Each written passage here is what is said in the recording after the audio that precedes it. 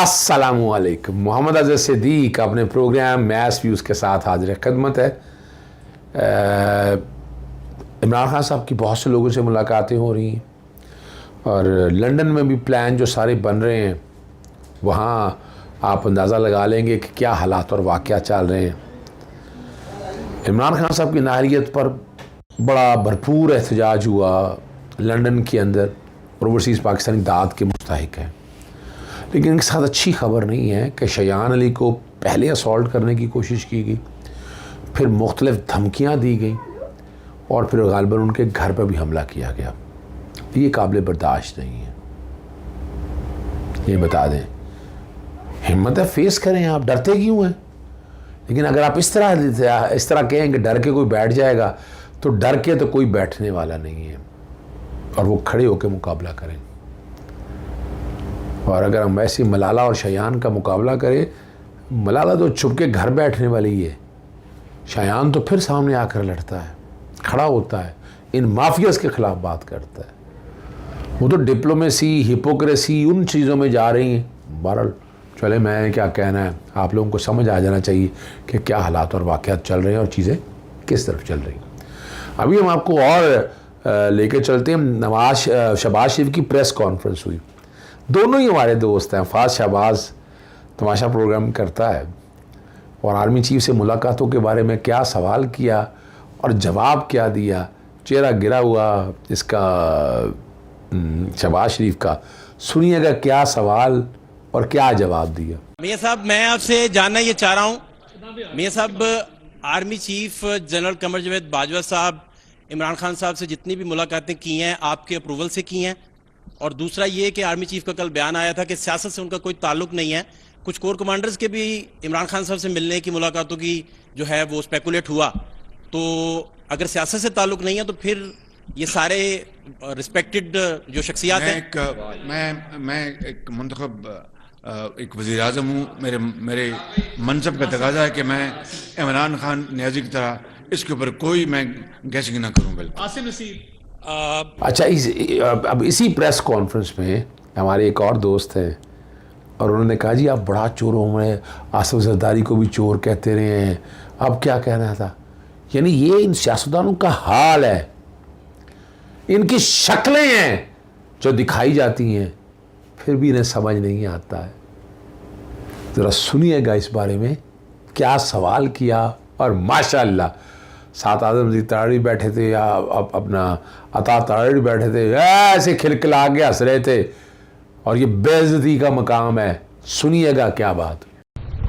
साहब, आप आवाम को एजुकेट कर रहे हैं और पिछले कई रोज से एजुकेट कर रहे हैं कि इमरान खान चोर है, वो करप्ट है और उन्होंने सर्टिफाइड चोर है। इससे पहले भी आप एजुकेट पे लोगों को करते रहे कि आसिफ जरदारी चोर है, उसने बदबयानती की है, अब वो आप लोगों के साथ बैठा है। तो क्या अब वो ईमानदार हो गए आसिफ जरदारी? अब आप लोगों को कैसे एजुकेट करेंगे? उनके हलीफ बैठे उनके बारे में क्या कहेंगे? जी, आपने ये सारी गुफ्तगू सुन ली और लॉन्ग मार्च के हवाले से तैयारियां चल रही हैं। जुमे तक ऐलान करेंगे और जिस तरह वो प्लान बन रहा है, पूरे पाकिस्तान से लोग आने हैं, कहाँ इकट्ठे होने हैं, किस तरह चीज़ें आगे को चलेंगी, ये आप देख लेंगे आने वाले दिनों में। और ये भरपूर होना है और लोगों की बहुत पार्टिसिपेशन होनी है। आम बंदे में वहम व गुमान में नहीं है। यानी इस मुल्क की इकॉनमी को बचाना है ना, तो इन चीज़ों को आसान तरीके से आगे लेकर चलें। इस तरह नहीं चल सकता, ना इस तरह हो सकता है, लेकिन समझने की बात है। हाँ, मुझे याद आया जस्टिस सईद मंसूर अली शाह हियरिंग कर रहे थे नैब के केसेस में। एक सवाल दिया कि जजेस के एहतसाब के बारे में, तो मुझे बहुत से आप लोगों के मैसेज आए और जस्टिस काजी फायद ईसा के केस के बारे में स्पेसिफिकली सवाल किया मेरे से कि वो किधर गया, उनका सुप्रीम काउंसिल के पास रेफरेंस, सारा कुछ सबूत आ गए, डिटेलें आ गई सरीना ईसा के हवाले से।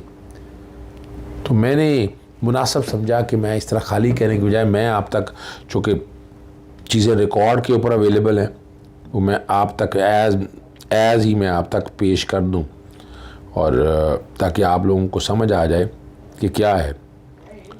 नहीं जी, सबसे पहले जो है, जो कारण है अकाउंटेबिलिटी ऑफ जजेस, नैब के कॉन्टेक्स्ट में वो फ़ौजी अफसरों के बारे में बात हुई। फ़ौजी अफसरों का अपना बेहतरीन निज़ाम है अकाउंटेबिलिटी का, और बहुत से लोगों को सज़ाएँ हुई। ज़रा अदलिया में बता दीजिएगा। ये प्राइम एग्जांपल, जब बड़ी एग्जांपल जस्टिस काजी फैसा का पड़ा है। सुप्रीम जुडिशल काउंसिल ने क्या किया है? मैंने नैब को ख़त लिखे कि जजेस के एहतसाब के हवाले से आप क्या कर रहे हैं, कुछ नहीं किया। किसी जज का बता दें कि नैब ने इस हवाले से आगे मामले को टेकअप किया, नहीं किया। और वो ख़त बैकग्राउंड पे चल रहा है जो मैंने लिखा। और जब मैंने इरफान कादर से सवाल किया, उन्होंने इनिशिएटिव लिया था। आज हुकूमत वक्त में बैठे हैं, उम्मीद है कि जजेस की अकाउंटेबिलिटी के हवाले से ये मामला उठाएंगे और लेके आएंगे कौम के सामने। ठीक है ना जी। और फिर आपको मैं, जैसे मिसेस सरीना ईसा जो हैं वो नॉन एक्टिव थी, मैंने इस बारे में सबूत भी आपके सामने रखे थे और बताया भी था उनका टैक्स के हवाले से कि उन्होंने डिटेलें सारी जो है ना नहीं बताई, बैकग्राउंड पे वो भी चल रहा है। फिर जब सुप्रीम कोर्ट ने मामला भिजवाया था उनकी असेसमेंट के कॉन्टेक्स्ट में, सुप्रीम कोर्ट ने वो भी सेट असाइड कर दिया रिव्यू में। यानी हकायक है, हकायक को फाइनलिटी की तरफ जाना ही तो सुप्रीम जुडिशल काउंसिल में डिसाइड होता, उस FBR की रिपोर्ट ही को सेट असाइड कर दिया। अच्छा चलें, उसमें तीनों प्रॉपर्टीज़ के हवाले से डिटेलें हैं सारी, वो बैकग्राउंड पे वो सारी चल रही है। उसको थोड़ा सा हाईलाइट भी किया हुआ है ताकि आप समझ सकेंगे कि क्या क्या पोजीशन है सारी, और उनमें जो ख़ुद इन्होंने अपने तौर पर चीज़ें दी हैं। तीनों प्रॉपर्टीज़ की डिटेल है। तीनों प्रॉपर्टीज़ की जब असेसमेंट हुई, एक तो जॉइंट अकाउंट डिक्लेयर नहीं किया, एक अगर ये पैसा भेजा है तो बच्चों ने तालीम कैसे पूरी की अगर ये प्रॉपर्टीज़ ले ली हैं, तो वो चीज़ें भी सारी सामने नहीं आ सकी। इसकी एक इंक्वायरी और इन्वेस्टिगेशन होनी है। यानी अगर मान लें आपने कर दिया सुप्रीम, यानी मैं हैरान हूँ कि सुप्रीम जुडिशल काउंसिल इस मैटर को टेकअप क्यों नहीं करती है। ये सफाई, अगर कोई सवाल है तो सवालों के जवाब आने चाहिए ना, लेकिन नहीं, सवालों के जवाब नहीं आए। और इसमें मैंने जस्टिस इखलाक हुसैन का केस आपको बार बार PLD 1960 सुप्रीम कोर्ट 26, और उन्होंने इनकम टैक्स में कोई गलतियां बताई थी, हकायक छुपाए थे, तो उन्हें निकाला गया। ये वाले बैकग्राउंड पे चल रहा है आपके असेसमेंट ऑर्डर के हवाले से। मैंने आपको बता दिया पूरी 10.5 करोड़ के करीब, और पूरे साल की जो है ना 4-5 साल की असेसमेंट जो कि 1 करोड़ के करीब, जहाँ बताया जा रहा था कि बहुत ज़्यादा तनख्वाह ले रहे हैं, लेकिन ये सारा कुछ आ गया। एग्रीकल्चर इनकम टैक्स नहीं दिया, अगर जदादे थी, अगर वहाँ से बेचा तो सबूत तो होगा ना कोई मनी ट्रेल तो होगा ना। मनी ट्रेल नहीं आया, नहीं आ सका। प्रॉपर्टीज़ की वैल्यूएशन भी सारी मौजूद है रिकॉर्ड के ऊपर। मेरा सिर्फ इतना कहना है कि इन सब चीज़ों को अगर सामने रखे, देखिए किसी जगह लेके तो आए ना जी, सुप्रीम जुडिशल काउंसिल इसको टेकअप करे ना, टेकअप करके फाइनली डिसाइड करे इसको। इसकी एक इंक्वायरी और इन्वेस्टिगेशन तो होनी चाहिए ना। और यहाँ मैंने मुख्तलिफ केस ला आपके सामने रखे थे कि कंसील्ड जो बैंक अकाउंट हैं उसके हवाले से मैंने बताया, any income chargeable to tax has escaped assessment, total income has been under assessed और असेस्ड, उसको सही टैक्स के पर्पस से बताता हूँ। और मैंने इसकी मिसाल आपको दी थी कि अजहर सिद्दीक अगर स्मगलिंग कर रहा है, अगर करप्शन कर रहा है, वो डिक्लेयर कर देता है इनकम टैक्स में, सोर्स नहीं बताता, तो वो पैसा तो करप्शन का कहलाएगा ना, पब्लिक ऑफिस होल्डर के करीब है। तो या तो नैब देख सकता है, नैब देखेगा ना, नहीं तो सुप्रीम जुडिशल काउंसिल देखे ना। यानी ये तो नहीं हो सकता ना। ये वो मिसाल है, ये वो सवालों के जवाब जो मेरे से पूछे गए कि जनाब ये टिकर चल रही हैं, इसको जस्टिस काजी फैसा के हवाले से बताएं। मिसेस सरीना ईसा नहीं दे सकी डिटेलें सारी, ये रिकॉर्ड के ऊपर हैं वो चीज़ें सारी, आप तक बैकग्राउंड पे ये चल रही हैं। इसी तरह फैसला जो है कि जहाँ फ्रॉड हो वहाँ लिमिटेशन नहीं आती है, ठीक है ना। जहाँ फ्रॉड हो वहाँ लिमिटेड, ठीक है ना जी, is never barred by time, ठीक है जी। ये भी बैकग्राउंड पे चल रहा है। और फिर मैं आपके लिए ले आया हूँ PLD 2020 सुप्रीम कोर्ट 300, ये जो प्रेसिडेंट के हवाले से रेफरेंस है, जो वो सारा वो बता दिया, ठीक है जी। और यहाँ सारी चीज़ें ये पहला इसलिए बताया है कि ये जो ऑर्डर हुआ था कॉन्स्टिट्यूशन पिटीशन 17 से 19 में कि FBI सारे मामले को देखेगा, वो पूरा प्रोसीजर दिया था। ये नहीं कहा था असेसमेंट, उसकी प्रोसीडिंग अलग चलती रहेंगी। और फिर जब ये रिव्यू में मामला आया, रिव्यू के बाद में मामला आया जस्टिस काजी फाइज साहब और जस्टिस उमर अता बंदियाल का जो नोट है ये रिकॉर्ड पे है, पैरा 74, उसमें पूरी डिटेल लिखी हुई है कि क्या क्या कहा। उनके बैंक अकाउंट की डिटेलें हैं, जॉइंट बैंक अकाउंट के हवाले से पैसे आए, जैसे काजी फाइज साहब को इख्तियार था चेक लेने का, बाकी करने का, वो सारी डिटेलें हैं। और यहाँ जो पैसे ट्रांसफ़र हुए हैं वो भी जिक्र है, 1 लाख पाउंड का जिक्र है, फिर 25,000 पाउंड का जिक्र है, उसी अकाउंट में से निकल के गया प्रॉपर्टीज़ को परचेज़ करने के हवाले से। मेरा हाल यही लिखा हुआ है जी। और फिर वो पूरी डिटेल है सारी। फिर जिस तरह जो ऑफिसर है उन्होंने असेसमेंट की। अब ये चीज़ों को कैसे साइड पे फेंक देंगे आप? और याद रखिएगा फॉरेन रेमिटेंस पे फॉरेन करेंसी अकाउंट का एग्जम्पशन नहीं है, पैसा बाहर से आना चाहिए। यहाँ तो पैसा कोई बाहर से नहीं आया। फॉरेन करेंसी अकाउंट में पैसे रख देने से आपका पैसा अपना वाइट नहीं हो जाता। तो ये भी जवाब आज तक नहीं दे सके। तो जजेस का एहतसाब तो होना चाहिए ना। वो सवाल पूछा था आ जाए, यानी नैब नहीं कर रहा, जुडिशल काउंसिल, देखिए कोई एक तो करेगा ना। सेक्शन 9 के तहत नैब करे, नैब नहीं कर रहा तो जुडिशल काउंसिल करे, किसी एक ने तो करना है। ये वो सवाल है जिसका जवाब आने चाहिए। कौम चाहती है ये जवाब आए। यानी यहाँ पर कई ऐसे कंट्रोवर्सीज में डाल दिया है जिससे बड़े मसाइल पैदा हो रहे हैं। मैं इमरान रियाज के प्रोग्राम में था और बड़ी लंबी गुफ्तगू हुई, ख़ास तौर पर मुल्क की मईशत और इस वक्त क्या हालात। उन्होंने मैं लॉन्ग मार्च के हवाले से मेरा ओपिनियन कुछ और बदला है कि इस मुल्क की मईशत क्या हाल होगा और ये सागदार वगैरह कुछ नहीं बचा सकते, तबाही है। और वहाँ जो गुफ्तगू हुई, फ़ारूक हबीब था मेरे साथ, इमरान रियाज मौजूद थे और मेरा जो ओपिनियन है इस हवाले से ज़रा वो सुन लीजिए। मैं इसमें अजहर भाई एक चीज़ और है कि अगर इकॉनमी की सूरत हाल को देखें और तो आने वाले वक्त में बड़े बड़े बहरान आपके सामने खड़े हैं। जिस वक्त ये एलसीज को पेंडिंग किया जा रहा था उस वक्त इस खतरे को नहीं भांपा जा रहा था। अब अगर लोग फैक्ट्रियां बेच रहे हैं, लोग अपनी मिलें बंद कर रहे हैं, तो आपको दोबारा से लोगों को मौका देना पड़ेगा इन्हें चलाने के लिए।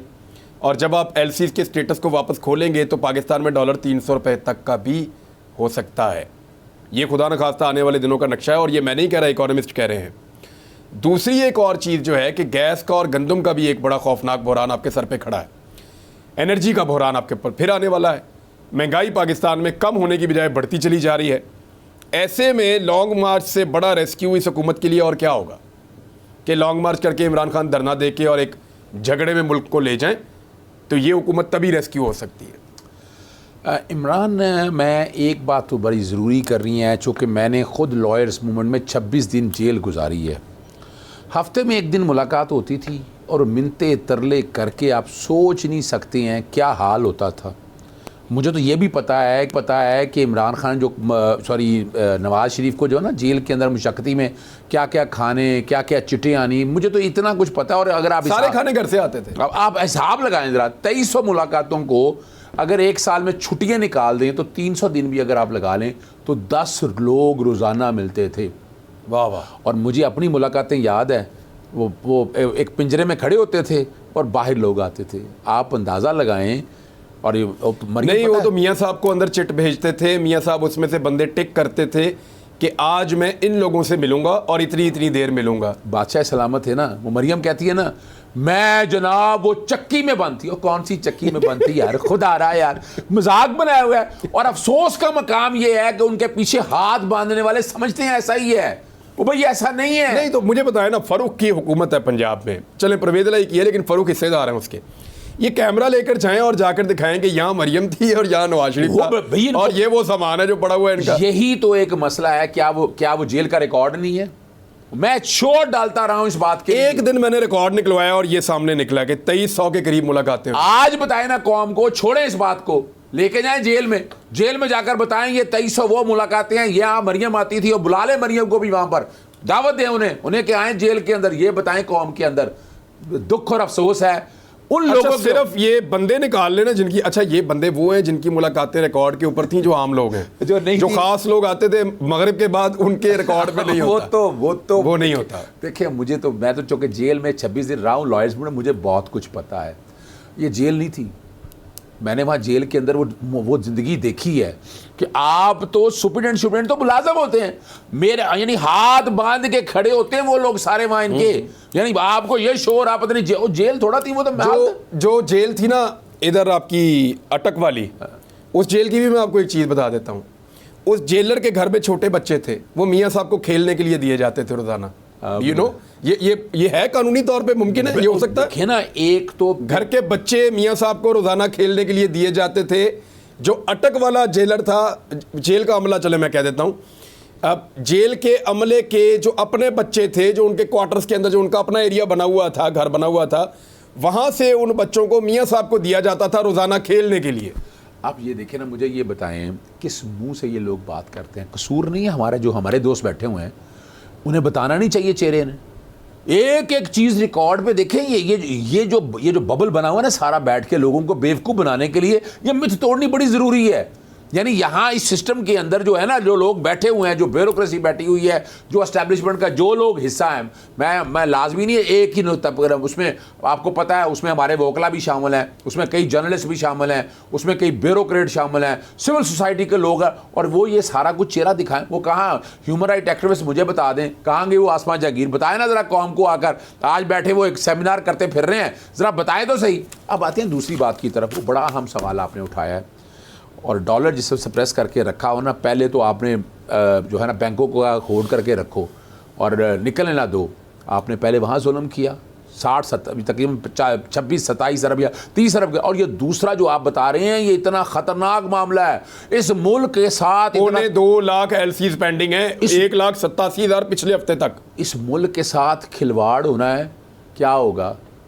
यानी अगर फ़र्ज़ करें 70 रुपये ही डॉलर बढ़ता है तो उस मुल्क के कर्ज़े कहाँ चले जाएंगे, ज़रा ये सोचिएगा।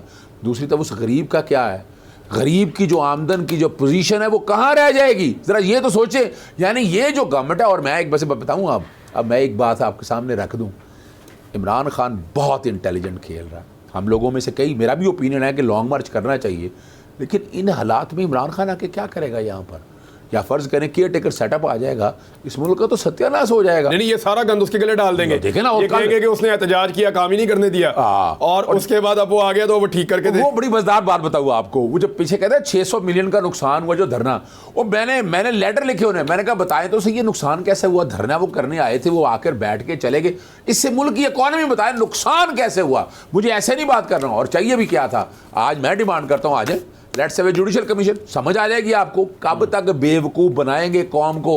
ये होश के नाखून लें जो मियां नवाज शरीफ के आसपास बैठे होते हैं। मुल्क का सोचें, स्टेट्समैन बने, इस मुल्क को आगे लेके जाना है। ये लीडरों ने देखे, इनको कोई फर्क नहीं पड़ता। 3 साल हो गए बाहर बैठे हुए ना, पूछ लिया आप लोगों को। अब आम बंदे की जिंदगी बेहतर कर दी। पेट्रोल में इतना बड़ा डाका पड़ रहा है, और मैं डाटा मांग रहा हूं, नहीं दे रहे। महंगाई कंट्रोल नहीं कर सकते। नहीं, वो नहीं देंगे। वो सर है पाकिस्तान की तारीख का सबसे बड़ा टैक्स डकैती मारी जा रही है पाकिस्तान की आवाम की जेबों के ऊपर, और हमें आगे लेके चलना है चीज़ों को। इजाज़त चाहता हूँ। अस्सलाम वालेकुम, अल्लाह हाफ़िज़। पाकिस्तान जिंदाबाद।